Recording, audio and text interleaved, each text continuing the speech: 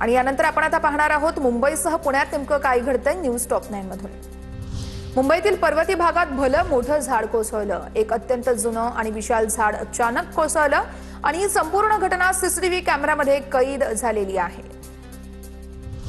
अल निनोच्या सावटातही पुण्यामध्ये 8 दिवसातील पावसामुळे 2 विक्रमांची नोंद झाली आहे। शिवाजीनगर वेधशाळेमध्ये 6 जुलैला 24 तासात 100 मिमीपेक्षा जास्त पाऊस झालाय।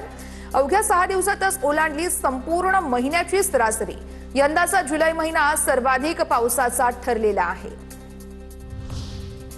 अनिल अंबानींच्या उद्योग समूहावरती ईडीची मोठी कारवाई। अंबानींशी संबंधित प्रकरणामध्ये ईडीकडून 1021 कोटींच्या मालमत्ता जप्त। कथित गैरव्यवहाराची पीएमएलए अंतर्गत चौकशी। 15,000 कोटींच्या सार्वजनिक निधींचा गैरवापर झाल्याचा ईडीचा आरोप आहे। मध्य आणि हार्बर रेल्वे मार्गांवरती उद्या ब्लॉक असेल। छत्रपती शिवाजी महाराज टर्मिनस ते विद्याविहार आणि सीएसएमटी ते सुनाभट्टी वांद्रे या दरम्यान ब्लॉक असेल, तर काही लोकल विलंबाने धावणार असून काही लोकल फेऱ्या या रद्द देखील होणार आहेत। राज्य सरकारकडून भाडा कायद्यामध्ये दुरुस्ती। मुंबईतील 13,000 धोकादायक सेस इमारतींच्या पुनर्विकासाचा मार्ग मोकळा। या निर्णयामुळे पुनर्विकासाला गती मिळणार असून रहिवाशांच्या सुरक्षेलाही बळकटी मिळणार आहे। ठाण्यातील घोडबंद रोडवरती वाहतूक कोंडी। अतिवृष्टीमुळे रस्त्यावर खड्डे पडल्याने खड्ड्यांचं कॉन्क्रिटीकरण करण्याचं काम सुरू आहे। रात्री 12 वाजेपर्यंत कॉन्क्रिटीकरणाचं काम सुरू असणार आहे। दहिसरमध्ये पोहण्यासाठी गेलेल्या 2 विद्यार्थ्यांचा बुडून मृत्यू। केतकीपाडा या परिसरातील खदानीत पोहण्यासाठी गेलेले होते 2 जण आणि ते दोघेही बुडालेले आहेत। पियुष गुप्ता आणि ओम सिंह यांचा बुडून मृत्यू झालाय।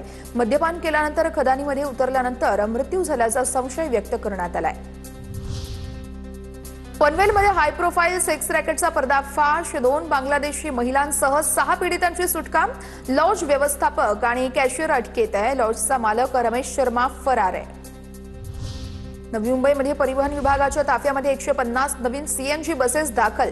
घणसोली आगार या ठिकाणी गणेश नाईकांच्या हस्ते उद्घाटन सोहळा पार पडला। नव्या बसेसमुळे शहरातील सार्वजनिक वाहतूक अधिक सक्षम आणि सुरक्षित तसेच पर्यावरणपूरक होण्यास मदत होणार आहे। विठू नामाचा गजर करत आता पालख्या पंढरपूरकडे प्रस्थान ठेवतात। या संदर्भातल्या टॉप 9 बातम्या पाहूया। पुण्याच्या 2 दिवसांच्या पाहुणचारानंतर ज्ञानेश्वर माऊलींची पालखी पंढरपूरच्या दिशेने मार्गस्थ। दिवे घाटामध्ये भक्ती, निसर्ग आणि वारकऱ्यांचा अप्रतिम संगम। ज्ञानोबांच्या पालखीचा सासवडमध्ये मुक्काम असणार आहे। संत तुकाराम महाराजांची पालखी पुण्यातून पंढरपूरच्या दिशेने मार्गस्थ। तुकोबांच्या पालखीचा लोणी काळभोरमध्ये मुक्काम असेल।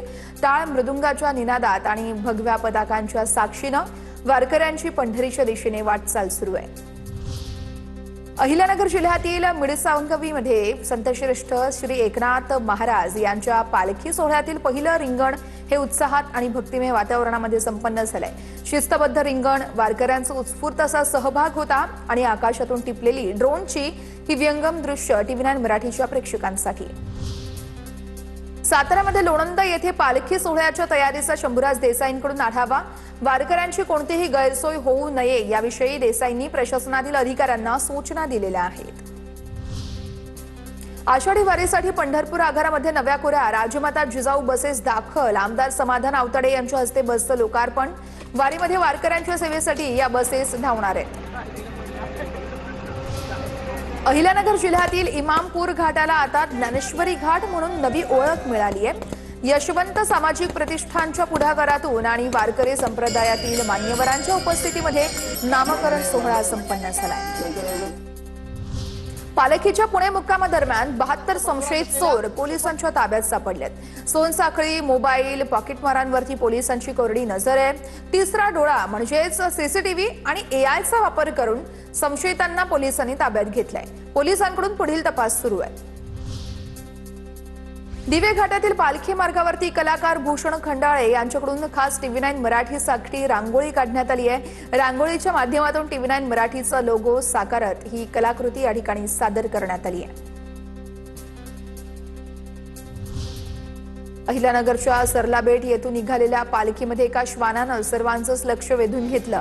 वारकऱ्यांसोबत पायी पंढरपूरकडे निघालेल्या या श्वानाचा अनोखा भक्तिभाव पाहून भाविकही भारावलेत आणि या श्वानाचा व्हिडिओ सध्या सोशल मीडियावर मोठ्या प्रमाणात व्हायरल होतोय।